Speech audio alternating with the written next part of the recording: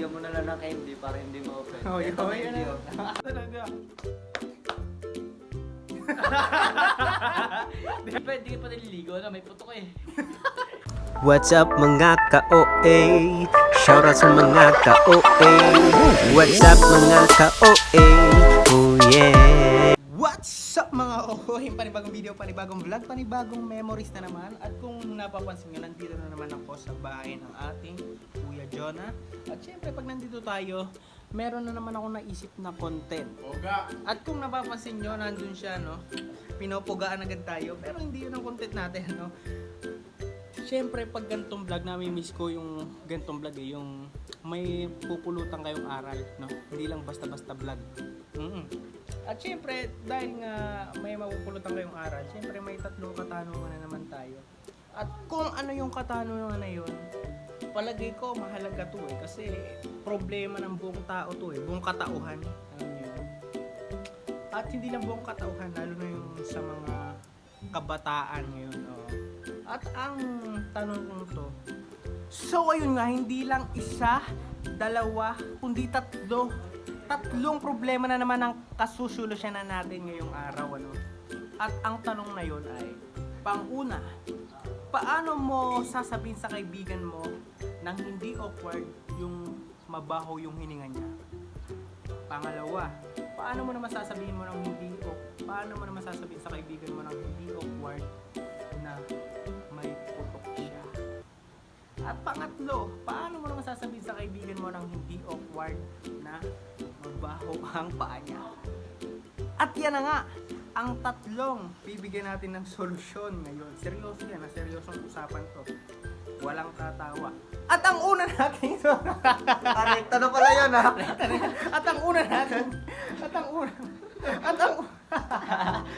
pala yun, kala mag-i-intro ka pala. Napaupo lang siya dito. At ang una natin tatanungin si Kuya King. Kuya King, ito.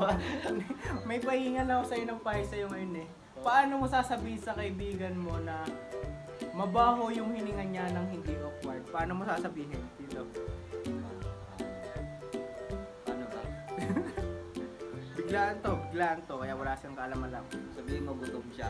Gutom mo ano, hindi ka pa nakain. Paano nyo malalaman? Siyempre, pag gutom eh, mabaho ang bito ko, hindi nagre-reflex yun. So yun. Yun yung unang solusyon ni Kuya King. Ay, unang solusyon. Yun yung unang niyang ano, Suggestion. Hindi suggestion tuloy. Payo. Hindi rin yung payo eh. Unang alibay. Unang alibay kung paano mo sasabihin. O kaya, bigyan mo na lang ng candy para hindi ma-open. Oh, Ito, candy yun. oh. Kalupit. Candy oh. Mag-candy ka muna bago ka makipag-usap sa akin. Para di medyo may flavor. Oo nga no. Ito yung pangalawang katanungan ko yan. Paano mo naman sasabihin sa kaibigan mo na may putok siya nang hindi awkward? Ano? Paano ba?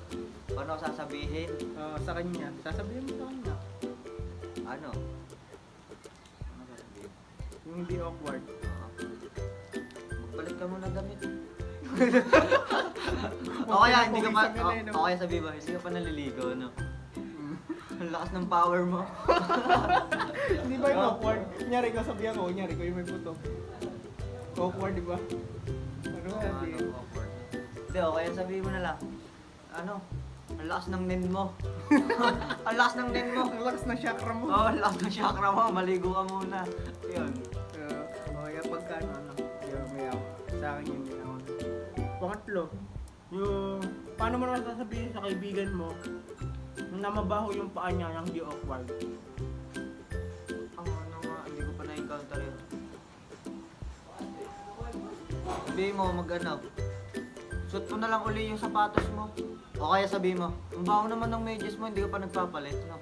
Para hindi halatang mabaho yung paa niya. Ano? Diba?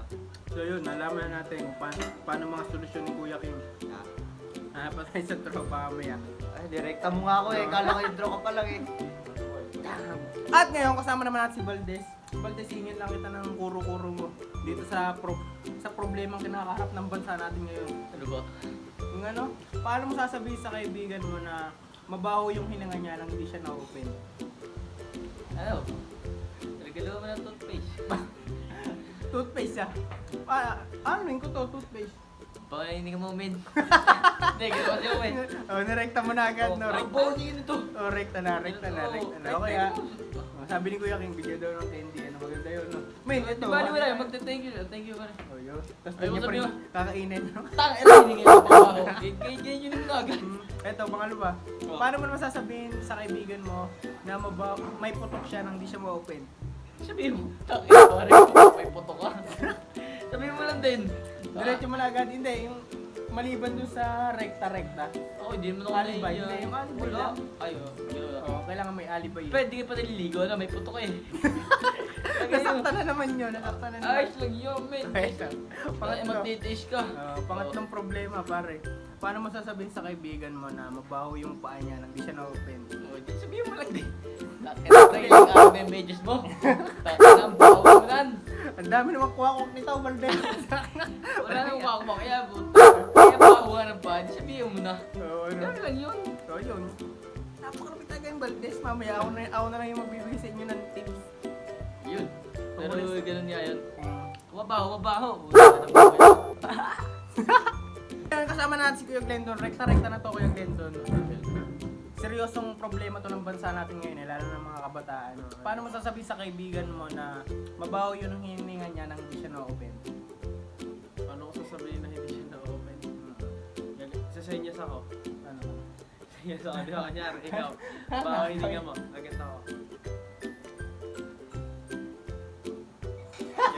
Hindi mo sasabihin, no? Parang ano?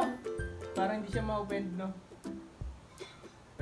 Gagato na yan. Siyempre, gagato. maraming tao, no? Oo, siyempre, oo, siyempre oo, nakakaya kapag ka sinabi mo sa kanya, oy pare, bawo ng hininga mo. Oo, Oo, diba? marinig ng iba. Oo, di ba? Kasi sigawa, oh! Pag ganyan, oh, galing. Oh, di ba? Pag sinabi mo ng ganito lang, oh. Di ba? Ganun yun, oh. Hininga mo, mabaho. Ito, pangalawa naman, ano? Okay. Pangalawa, paano mo sasabihin sa mga kaibigan mo na may putok siya na hindi siya ma-open? Na hindi siya na-open. Mhm. Ganun lang din, tol. Paano naman, paano? Ganito lang, di ba? Di ba? Ganun lang yun, tol.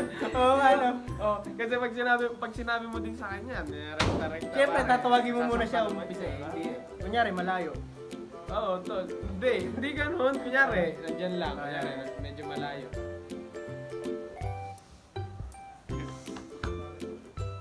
Ganun. Tapos gagawin to na eh. Sige Oo, na. ano, alam na. Oo, alam Ito, pare, sa pangatlo. Pangatlo.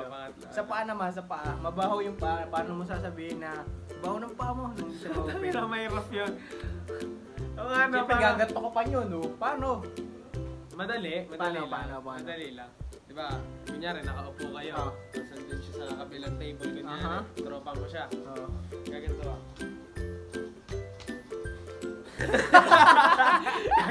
Gaganon ka sa kanya.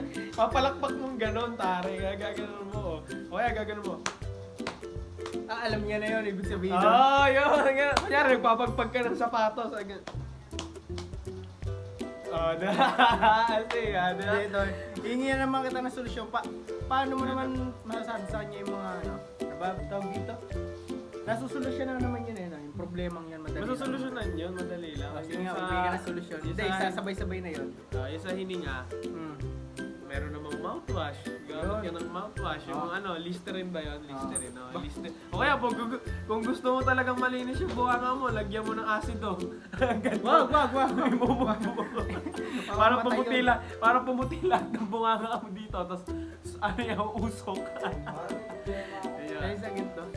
Isa kilikip. Bumili ako ng Coke tsaka yung Mentos, hindi naman bumula.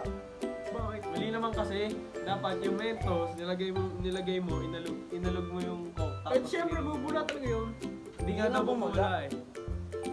Tsaka na. Local. Ano ba yun? Sino ba yun? Reyes. Hindi, pag may ano ka naman, ako kasi ginagamit ko yung Milko eh. Yun, Milko. Oo, yung parang powder siya na pwede sa Basta paa. siya, deodorant siya. Hindi, ano siya, Mm. halo-halo na. Pwede sa paa, pwede sa, pwede dito. Pero yung powder na yun, hindi pwede sa mukha yun, ha? Kasi nakalagay yun sa may nakalagay naman sa... So yun lang yung maikling solusyon ng Kuya Glenn. Pero depende sa'yo kung ano yung gusto mong gamitin. Meron kasi hiyang sa restaurant.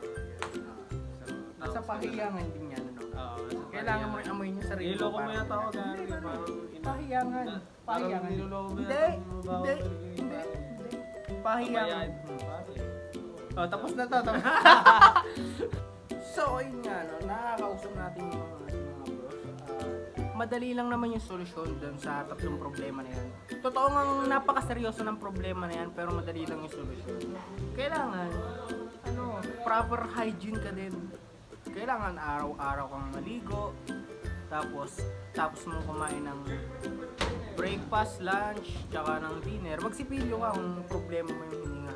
Tapos, lagi kang mag-deodorant pagtaas mong maligo kung sa body odor naman, ano. Tapos, sa paa naman, araw-araw ka magpalit ng medyas kung araw-araw ka nagsasapatos. Yun lang. Kung may sapatos ka na mabaho na, tapos, susuotin mo yung sapatos mo na yun, na mabaho na, tapos, susuot ka rin naman ng isang sapatos, mahawa na yung isang sapatos mo. Ganun yun. Kaya kailangan, kung mabaho na yung sapatos mo, palabhan mo na para hindi na makadamay ng iba pang sapatos mo. Yun lang yung napakaikling tip na yun. Sana may natutunan kayo dito sa vlog ko na naman. Kung may iba pa kayong suggestion, kung may iba pa kayong gusto itanong sa akin, sa amin, comment nyo lang dito, ano. At huwag niyong kalimutan mag-subscribe, turn on yung notification bell, and yun, maraming salamat. Subscribe!